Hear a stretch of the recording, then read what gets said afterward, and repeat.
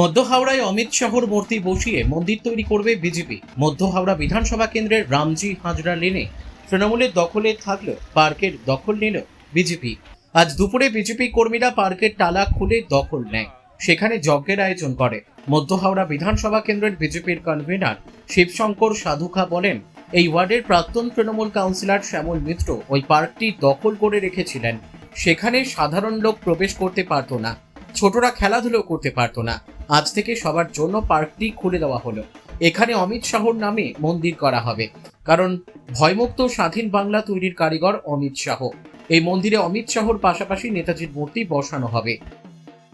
আমাদের এখানে বাচ্চাদের একটা পার্ক ছিল, যেটা আগে কাউন্সিলর জোর করে জবরদখল করে তার মায়ের নামে একটা পার্ক করে গেটে তালা চাবি দিয়ে দিয়েছিল।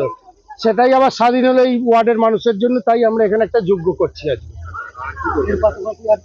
এর পাশাপাশি আমাদের যথারীতি এখানে আমাদের একটা পার্টি অফিস উদ্বোধন হবে আজকে। এর পাশেই ঠিক আছে পার্টি অফিসটা আমাদেরই এই কর্ম। এখানে কি আবার বাচ্চাদের জন্য পার্ক?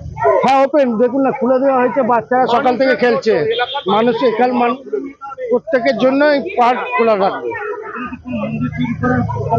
হ্যাঁ, অবশ্যই আমাদের অমিত শাহজির নামে একটা মন্দির তৈরি করার ইচ্ছা আছে, যেটা আমরা এখানে আজকে যজ্ঞ করে শিলান্যাস করার চেষ্টায় যাচ্ছি। হ্যাঁ, অবশ্যই অমিত শাহজির নামে একটা মন্দির প্রতিষ্ঠা করা। কারণ অ্যাকচুয়ালি যেটা বলে রাজনীতির চাণক্য, আমরা দেখলাম বেঙ্গলকে, বাংলাকে এই প্রথমবার স্বাধীন হতে দেখলাম। যে 34 বছর 15 বছর যে পরাধীন ছিল, আজকে বাংলা মুক্ত বাংলা, উন্নয়নের বাংলা তো এসেছে, এর ভয়মুক্ত বাংলা এসেছে। এর পুরোটাই কৃতিত্ব অমিত শাহজি। তাই আমরা অমিত শাহজি, এবং শুধু অমিত শাহজি নয়, তার আগে আছে যিনি আমাদের সব থেকে বড় আইডল নেতাজি সুভাষচন্দ্র বোস, ওনার নামেও একটা আমরা মন্দির করার চেষ্টায় আছি।